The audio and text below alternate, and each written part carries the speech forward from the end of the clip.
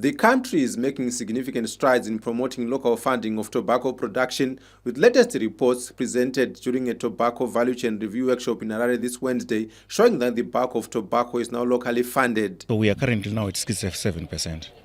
The bulk of the loans from offshore funding would go back outside the country to repay those loans. So if we localize funding, we would then keep a lot of money to circulate and also be used in our economy. So this is going to boost our economy in terms of retaining the amount of money that has been generated by the industry. The tobacco industry globally is a $1 trillion industry. But in terms of what we earn as the industry, we earn about $1.5 to $2 billion in a year. So this is quite small. So government now drives on value addition and beneficiation to improve the amount of earnings that we get in our industry. Currently, as of year 2024, the industry is a 3.25 billion industry.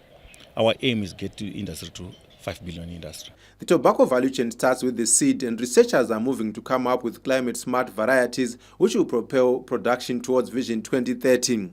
At any given time, we ensure that all the varieties that are sought after, we have a 5-year cover supply for the nation to ensure that any grower who wants to grow tobacco has got access to the best genetics that this country can offer. In addition, as a response to climate change, we have now developed and released 5 new varieties that are climate smart. What it means that even in the vagaries of the weather that we have, they're able to give you a decent yield when other crops would fail.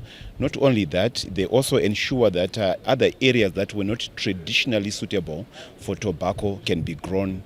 We are leaving no place behind in making sure whoever wants to grow this tobacco can grow tobacco, and we can increase both the value and the quantity of tobacco being produced in this country. Government is confident implementation of the tobacco value chain recovery plan will be a game changer towards the country's quest to achieve a $5 billion US tobacco industry by 2030.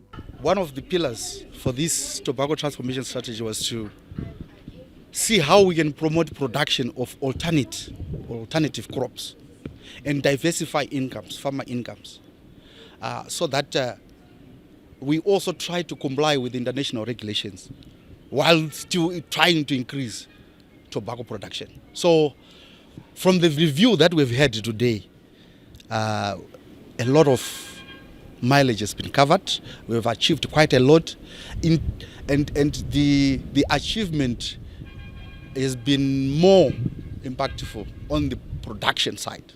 Tobacco farming is a significant economic driver in Zimbabwe, both for the national economy and livelihoods of many farmers, supporting over 160,000 households countrywide.